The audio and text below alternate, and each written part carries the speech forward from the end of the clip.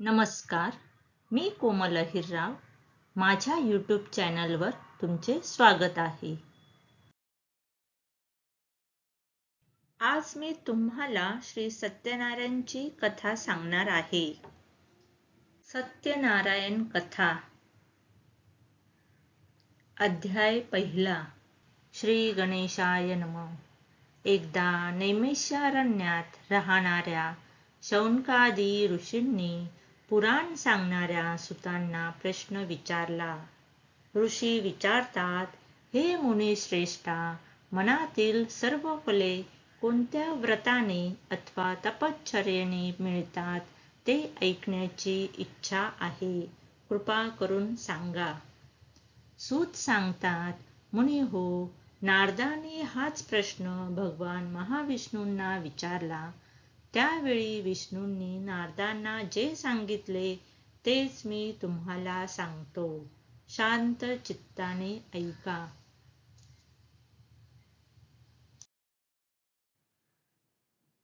एकदा महायोगी नारद मुनी जनतेवर दया करावी अशा बुद्धीने अनेक लोकात फिरत असता मनुष्य लोकात आले आणि मनुष्य लोकात आपल्या पूर्वक्रमाप्रमाणे अनेक योनीमध्ये जन्म घेऊन अनंत प्रकारची दुःखे सर्व लोक भोगीत आहेत असे पाहून कोणत्या साधनाने त्यांची दुःखे नक्की नाहीसे होतील हा विचार करून नारद मुनी वैकुंठात गेले.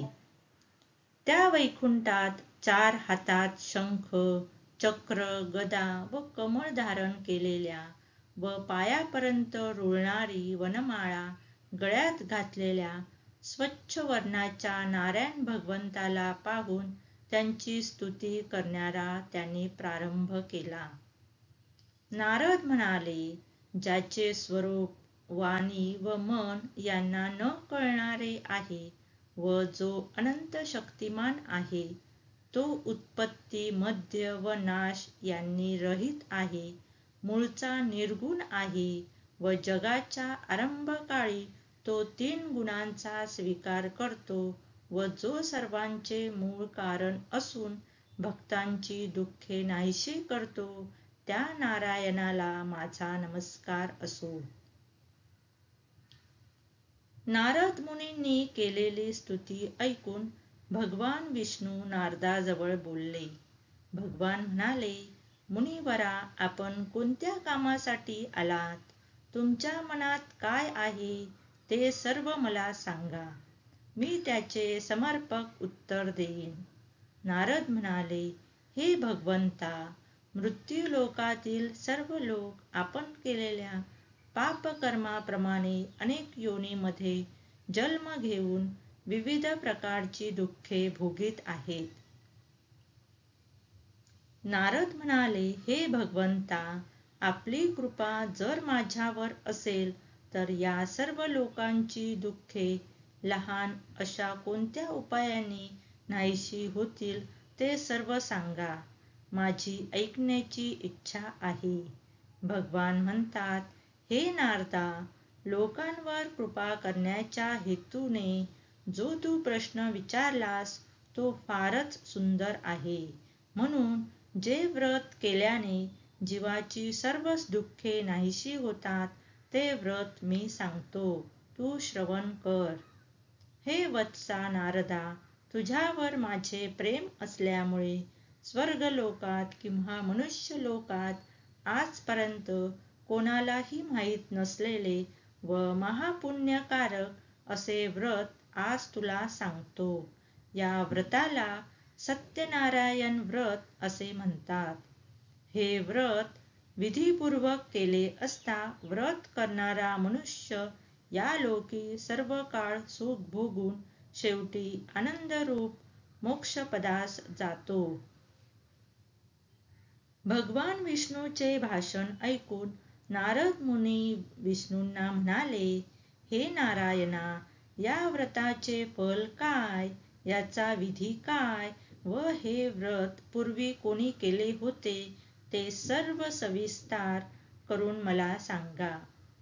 त्याचप्रमाणे व्रत कोणत्या काली करावे तेही सांगा. हे नारदाचे भाषण ऐकून भगवान म्हणाले, नारदा, हे व्रत दुःख शोक यांचा नाश करणारे असून धनधान्य यांची समृद्धी करणारे आहे. तसेच सौभाग्य व संतती देणारे, सर्व कार्यात विजयी करणारे हे आहे. हे व्रत भक्ती व श्रद्धा यांनी युक्त होऊन ब्राह्मण व बांधव या सहधर्मावर निष्ठा ठेवून प्रदोषकाळी सत्यनारायणाचे पूजन करावे. केळी, दूध, शुद्ध तूप, साखर, गव्हाचा रवा याचा केलेला प्रसाद भक्तियुक्त अंतःकरणाने सत्यनारायणाला अर्पण करावा. गव्हाचा रवा न मिळेल तर तांदळाचा रवा घ्यावा. साखर न मिळेल तर गूळ घ्यावा. वरील सर्व वस्तू सव्वाप्रमाणे एकत्र करून त्यांचा प्रसाद सत्यनारायणाला अर्पण करावा. आपले बांधव व मित्र यासह सत्यनारायणाची कथा ऐकून ब्राह्मणाला दक्षिणा द्यावी व नंतर बंधू बांधवासमवेत सत्यनारायण समोर गायन व नृत्य करावे. हे पूजनादी सर्व कृत्य पवित्र देवालयात करून सत्यनारायणाचे स्मरण करीत घरी यावे किंवा आपल्या घरी देवघरात पवित्र ठिकाणी करावे. पूर्वी सांगितल्याप्रमाणे भक्तिभावाने हे व्रत केले असता मनुष्याच्या सर्व इच्छा पूर्ण होतात. कलियुगात सर्व जीवांना दुःख नाशाचा हा एक सोपा उपाय आहे. सत्यनारायण कथेतील प्रथम अध्याय या ठिकाणी पूर्ण झाला.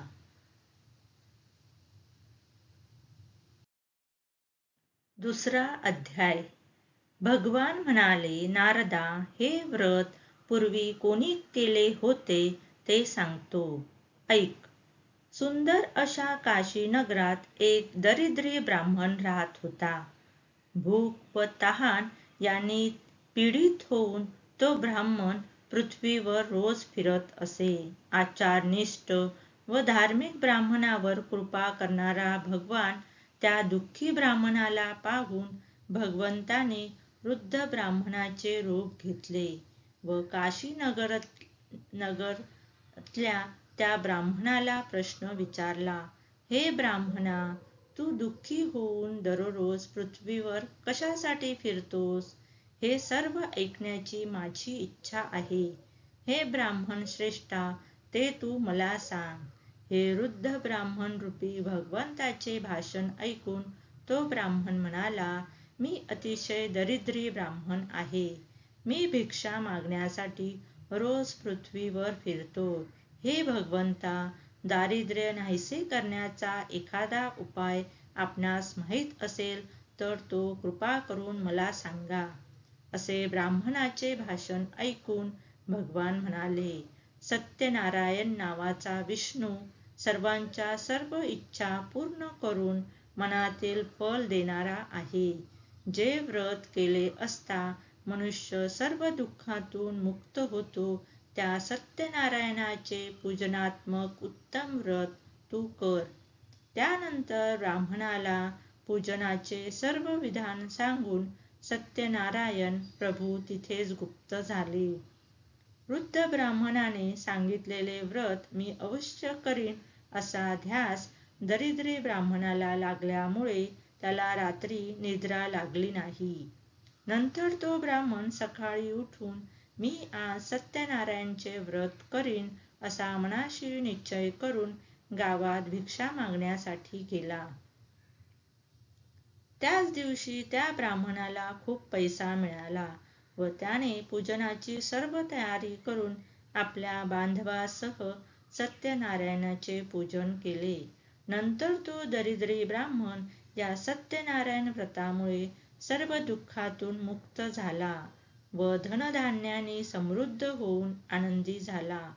त्यावेळीपासून तो ब्राह्मण प्रत्येक महिन्याला सत्यनारायण व्रत करू लागला व या व्रतामुळे सर्व पापातून मुक्त होऊन अंती दुर्लभ अशा मोक्षाला गेला. ब्राह्मण हो, ज्यावेळी हे सत्यनारायण व्रत जो कोणी मनुष्य भक्तिभावाने करील त्यावेळी त्यांचे सर्व दुःख नाहीसे होईल. मुनी हो, याप्रमाणे नारायण भगवंताने नारदांना सत्यनारायणाचे व्रत सांगितले, तेच मी तुम्हाला सांगितले, अन्य काय सांगू? ऋषी पुन्हा विचारतात, त्या ब्राह्मणापासून हे व्रत कोणी ऐकले व नंतर कोणी प्रत्यक्ष हे व्रत केले ते सर्व ऐकण्याची इच्छा आहे व श्रद्धा पण आहे. सूत म्हणतात, मुनी हो, हे व्रत पृथ्वीवर कोणी केले ते सांगतो, ते ऐका. एकदा हा ब्राह्मण आपल्या वैभवाप्रमाणे आपले बांधव व इष्टमित्र यासह आनंदाने व भक्तीने हे व्रत करीत असताना लाकडे विकणारा मोळीविक्या त्या ठिकाणी आला. तो मोळीविक्या तहानेने व्याकुळ झाला असल्यामुळे मस्तकावरील मोळी बाहेर ठेवून ब्राह्मणाच्या घरी गेला व तो व्रत करीत आहे असे पाहून त्याला नमस्कार केला व विचारले, महाराज, आपण काय करीत आहात व हे व्रत केल्याने काय फळ मिळते ते विस्तारपूर्वक सांगा. ब्राह्मण म्हणाला, सर्व इच्छा पूर्ण करणारे असे हे सत्यनारायणाचे व्रत आहे. त्याच्याच कृपाप्रसादाने मला पुष्कळ धनधान्य मिळाले आहे. नंतर त्या मोळीविक्याने हे व्रत समजावून घेतले व अति आनंदाने प्रसाद भक्षण करून पाणी पिऊन शहरात मोळी विकण्यासाठी गेला.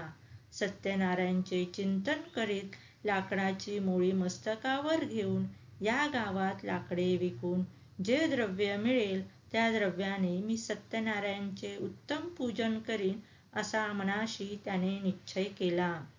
व धनिक लोक ज्या नगरात राहत होते तिथे तो गेला व त्या दिवशी त्याला दुप्पट द्रव्य मिळाले. नंतर त्याने आनंदी अंतःकरणाने उत्तम पिकलेली केळी, साखर, तूप, दूध, गव्हाचा रवा, सव्वा या प्रमाणात खरेदी करून आपल्या घरी आला व आपले बांधव व इष्टमित्र यांना बोलवून विधियुक्त रीतीने यथासांग सत्यनारायणाचे पूजन केले.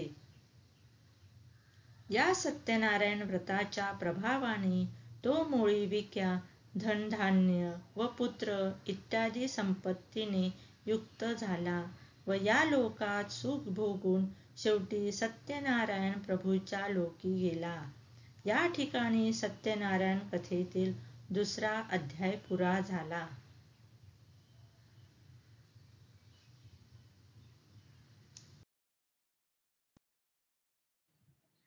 तिसरा अध्याय.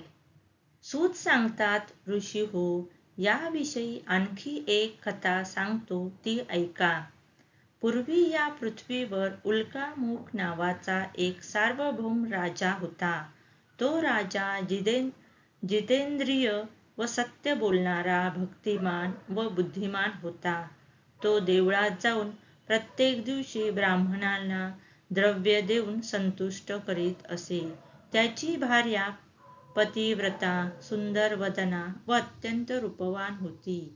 एक दिवशी तो राजा स्त्रीसह नदीचे तीरावर सत्यनारायणाचे पूजन करीत होता. त्यावेळी साधुवाणी व्यापारासाठी पुष्कळ द्रव्य घेऊन राजा पूजन करीत होता त्या ठिकाणी आला व नौका नदीच्या तीरावर उभी करून राजाच्या जवळ आला व व्रत करणाऱ्या राजाला पाहून अत्यंत विनयाने विचारू लागला. साधुवाणी म्हणाला, हे राजा, भक्तियुक्त अंतःकरणाने हे तू काय करीत आहेस ते सविस्तर मला सांग, माझी ऐकण्याची इच्छा आहे.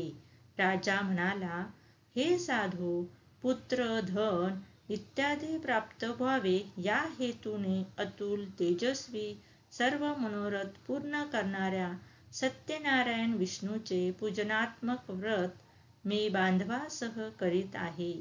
राजाचे हे वाक्य ऐकून अत्यंत आदराने साधुवाणी म्हणाला, महाराज, आपण हे व्रत विस्तार करून मला सांगा.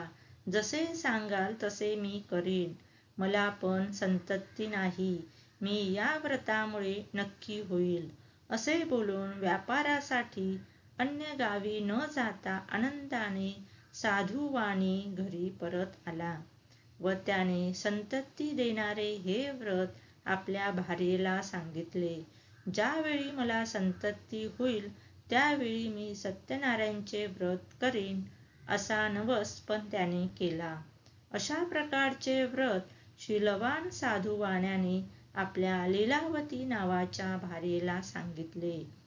नंतर धार्मिक व पतिव्रता अशी त्यांची लीलावती नावाची भार्या आनंदी अंतःकरणाने पतीची सेवा करीत असता सत्यनारायणच्या कृपाप्रसादाने गर्भवती झाली.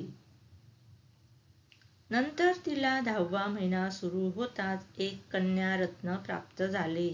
ती कन्या शुक्ल पक्षातील चंद्राप्रमाणे प्रत्येक दिवशी वाढू लागली. म्हणूनच तिचे नाव कलावती असे ठेवले.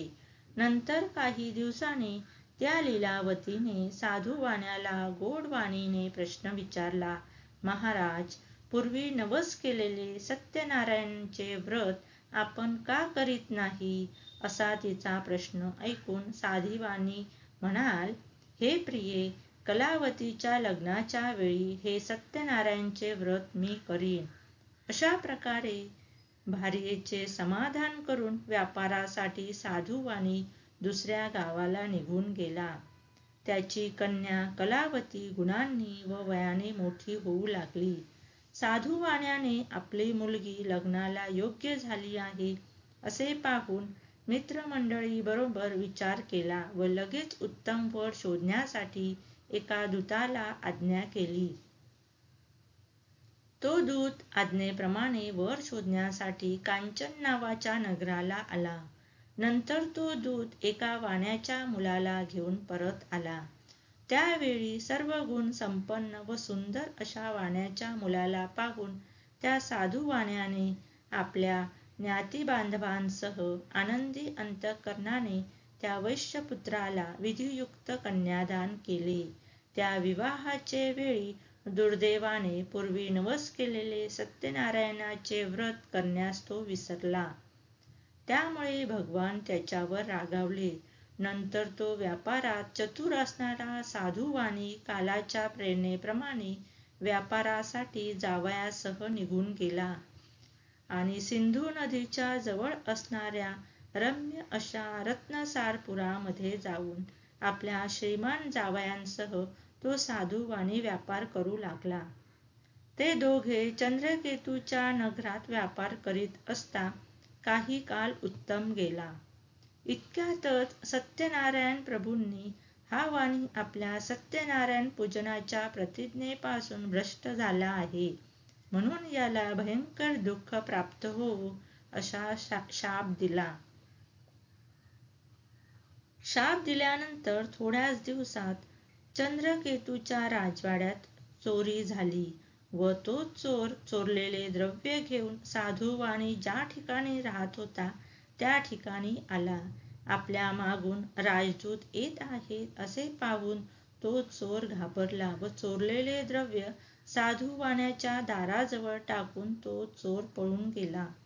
इतक्याच ते राजदूत सज्जन साधुवाणी ज्या ठिकाणी राहत होता त्या ठिकाणी आले व त्यांनी चोरीस गेलेले राजद्रव्य त्या ठिकाणी पाहिले व हेच ते चोर आहेत असे समजून त्या दोघांस बांधले व आनंदाने धावत धावत त्या दोघांना आपणासमोर आणले आहेत.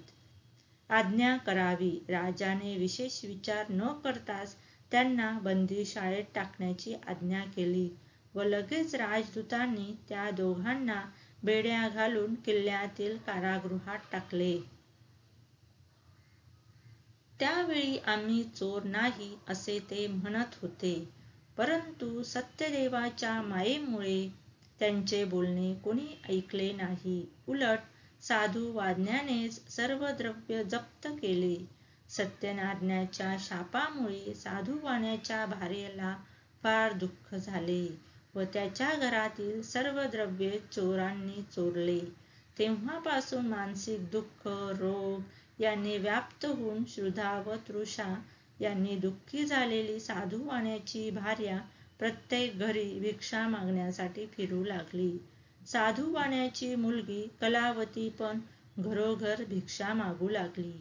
एक दिवस ती कलावती भुकेने व्याकुळ झालेली अशी एका ब्राह्मणाच्या घरी गेली व त्या ठिकाणी तिने सत्यनारायणचे पूजन चाललेले पाहिले आणि तेथे बसली व नंतर कथा ऐकून सत्यनारायण प्रभूची प्रार्थना केली व प्रसाद भक्षण करून आपल्या घरी गेली. त्यावेळी फार रात्र झाली होती. त्यामुळे आईने कलावतीस प्रेमाने असे विचारले की, हे मुली, तू इतकी रात्र होईपर्यंत कुठे होतीस? तुझ्या मनात काय विचार चालू आहे? ते ऐकून कलावती म्हणाली, हे आई, मी एका ब्राह्मणाच्या घरी सर्व इच्छा पूर्ण करणारे व्रत पाहिले. मुलीचे वाक्य ऐकून आनंदी झालेली साधूवाण्याची भार्या सत्यनारायणाचे व्रत करण्यास तयार झाली व त्या पतिव्रता असणाऱ्या साधूवाण्याच्या भार्येने आपला पती व जावई लवकर घरी येऊत असा संकल्प करून बांधव व इतर आप्तजन यासह सत्यनारायणाचे पूजन केले व हे भगवंता, माझ्या पतीचे व जावयाचे अपराध क्षमा करण्यास आपण समर्थ आहात अशी सत्यनारायणाची प्रार्थना केली. त्यावेळी भगवान सत्यनारायण व्रताने संतुष्ट झाले. नंतर चंद्रकेतूच्या स्वप्नात जाऊन त्यांनी सांगितले, हे नृपश्रेष्ठा, तू जे 2 वाणी बंदीशाळेत टाकले आहेत ते सकाळी सोडून दे. तसेच हे राजा, तू जे त्यांचे धन घेतले आहेस ते त्यांना परत दे. असे जर तू न करशील तर धन, पुत्र व राज्य यासह तुझा नाश करीन, असे राजा स्वप्नात सांगून सत्यनारायण भगवान अदृश्य झाले. नंतर प्रातःकाळी राजाने सभेमध्ये बसून स्वजनांसह सर्वांना ते स्वप्न सांगितले व जे 2 वाणी आपण बंदीशाळेत टाकले आहेत त्यांना लवकर मुक्त करा अशी दूतांना आज्ञा केली. दूतांनी राजाच्या आज्ञेप्रमाणे साधूवाणी व त्यांचा जावई या दोघांना बंधनमुक्त करून राजाच्या समोर आणले व हात जोडून नम्रतेने म्हणाले, महाराज, आपल्या आज्ञेप्रमाणे बंदीशाळेतून मुक्त करून 2ही वैश्यपुत्र आणले आहेत. नंतर साधूवाणी व त्याचा जावई यांनी चंद्रकेतू राजाला नमस्कार केला व पूर्वीचा वृत्तांत आठवून शिक्षेच्या भीतीमुळे त्यांनी काहीच भाषण केले नाही. त्या दोघा वाण्यांना पाहून चंद्रकेतू राजा आदराने म्हणाला, वैश्य हो, तुमच्या दैवयोगाने तुम्हाला दुःख भोगावे लागले. आता भीती नाही. असे बोलून त्यांच्या बेड्या काढून शौरकर्म व मंगल स्नान करविले. नंतर त्या दोघांना वस्त्र व अलंकार देऊन गौरव केला व नम्र भाषणाने त्यांना अत्यंत संतुष्ट केले व त्या वाण्याने जे द्रव्य घेतले ते त्यांना दुप्पट करून दिले व म्हणाला, हे साधू, आपण आपल्या घरी जा. नंतर त्या दोघांनी राजाला नमस्कार केला व म्हणाले, आम्ही आपल्या कृपेने घरी जातो. या ठिकाणी सत्यनारायण कथेतील 3रा अध्याय पुरा झाला.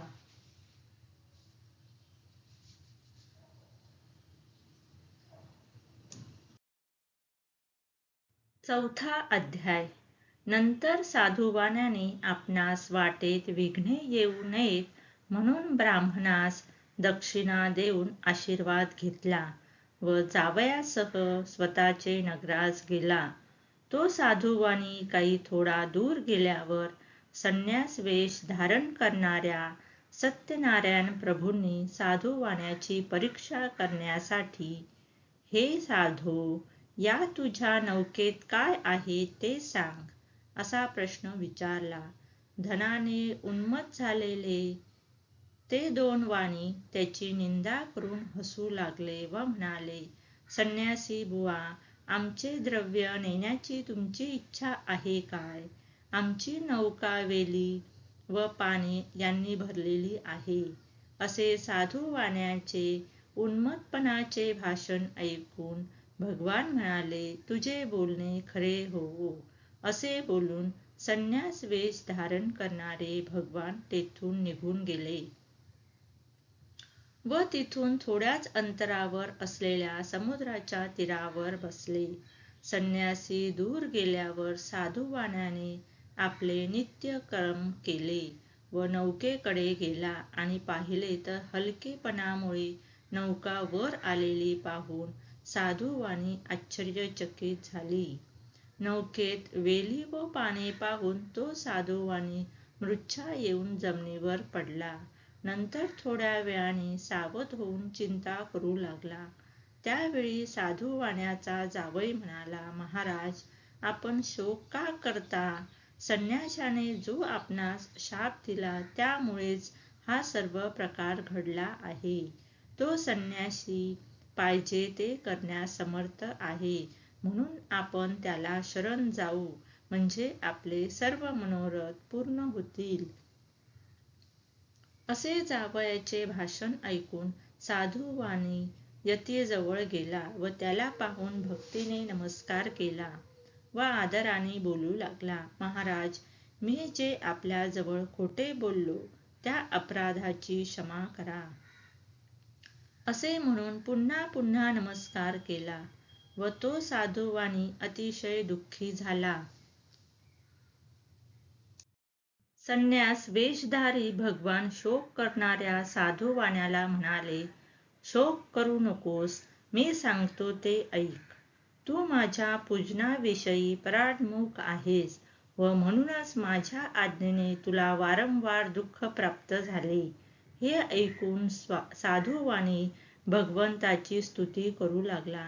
साधूवाणी म्हणाला, तुझ्या मायेने मोहित झालेले ब्रह्मांदिक देवही तुझे गुण व रूप जाणू शकत नाहीत. हे प्रभू, हे आश्चर्य आहे. तुमच्या मायेने मोहित झालेला मी एक मूर्ख आहे. मी आपणास कसा जाणीन? माझ्यावर कृपा करा. मी यथाशक्ती आपले पूजन करीन. मी आपणास शरण आलो आहे. माझे रक्षण करा. माझे पूर्वीचे द्रव्य मला मिळावे. असे साधूवाण्याचे भक्तिभावयुक्त वाक्य ऐकून भगवान संतुष्ट झाले व साधूवाण्याला इच्छित वर देऊन अदृश्य झाले. नंतर साधूवाण्याने नौकेवर जाऊन पाहिले, तो पूर्वीप्रमाणे नौका द्रव्याने भरलेली आहे असे दिसले व सत्यनारायणाच्या कृपेनेच हे सर्व मला मिळाले असे म्हणून साधूवाण्याने आपल्या बांधवासह सत्यनारायणाचे यथासांग पूजन केले व सत्यनारायणाच्या कृपाप्रसादाने आनंदी झाला व प्रयत्नाने नौका नदीत लोटून आपल्या घरी गेला. नंतर साधूवाणी जावयाला म्हणाला, ही पहा माझी रत्नपुरी नगरी. असे बोलून द्रव्याचे रक्षण करणारा एक दूत घरी पाठविला. तो दूत नगरात गेला.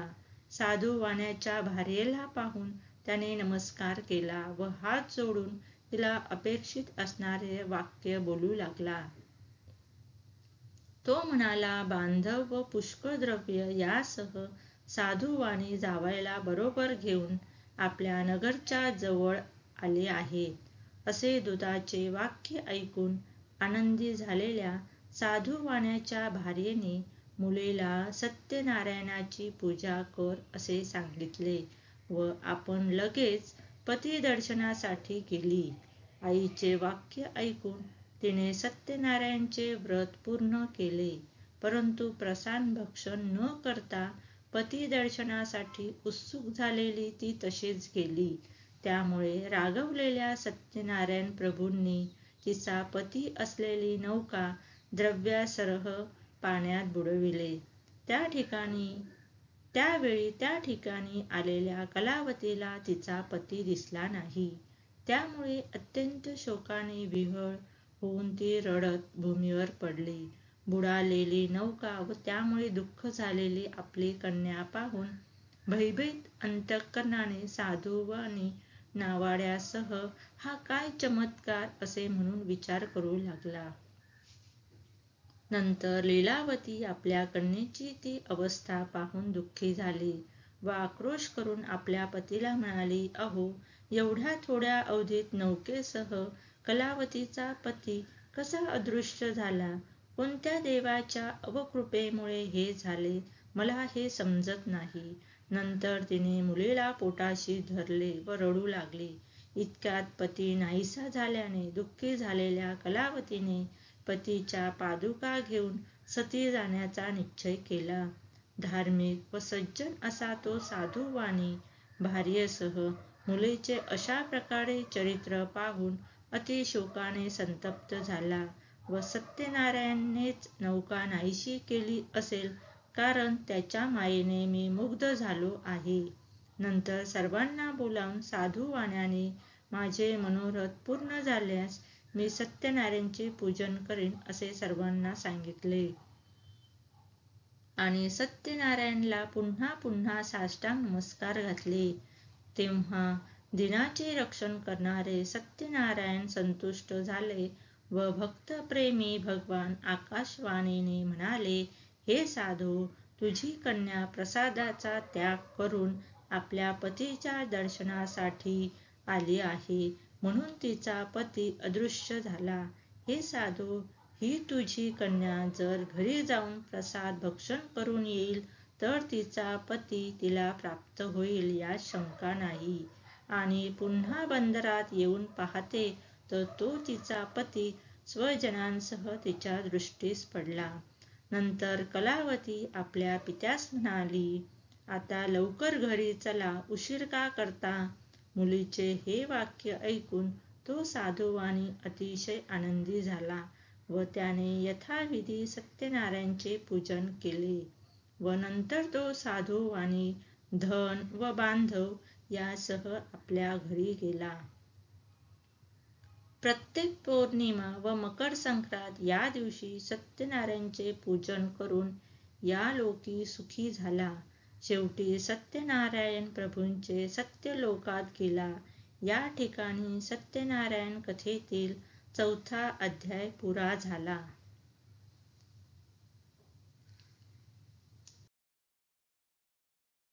5वा अध्याय.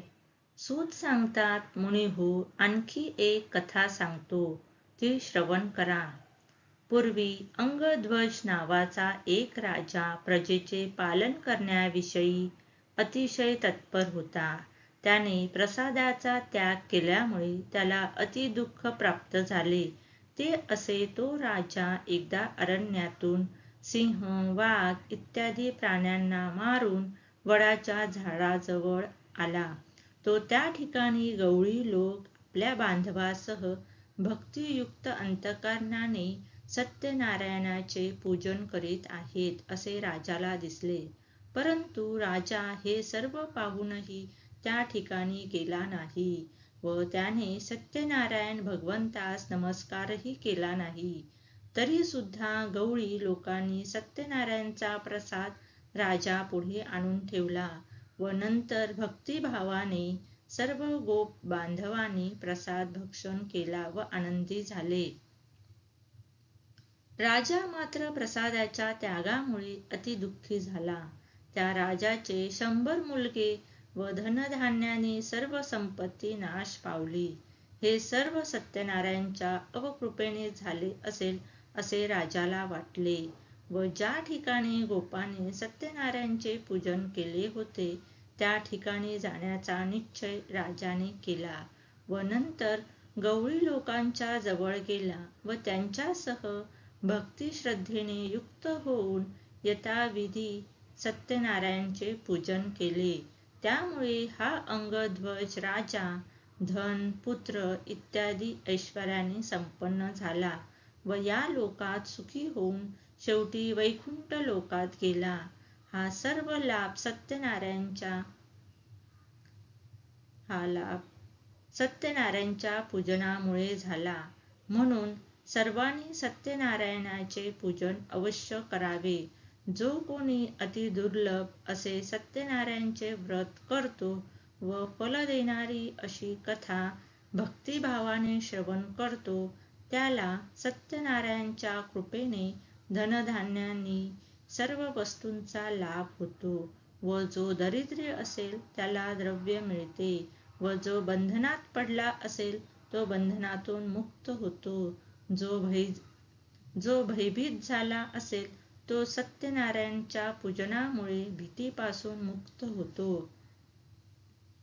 इच्छित संपूर्ण ऐश्वर्य या लोकी भोगून अंती सत्यनारायणच्या नगरास जातो. ऋषी हो, जे व्रत केले असता मनुष्य सर्व दुःखातून मुक्त होतो ते हे सत्यनारायणचे व्रत तुम्हाला सांगितले. विशेषतः करून कलियुगात सत्यनारायणची पूजा फल देणारी आहे. या देवाला कोणी काल, कोणी ईश, कोणी सत्यदेव व कोणी सत्यनारायण असे म्हणतात. नाना रूपे धारण करून सर्व भक्तांच्या इच्छा पूर्ण करणारा असा भगवान कलियुगात सत्यनारायण व्रतरूपी होईल. मुनिश्रेष्ठ हो, जो कोणीही सत्यनारायणची कथा पठन करेल किंवा श्रवण करेल त्याची सर्व पापे श्री सत्यनारायणच्या कृपेने नाहीशी होतील.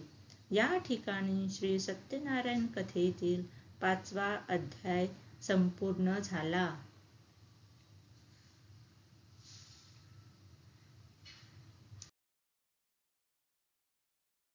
सर्वांचे मनापासून धन्यवाद.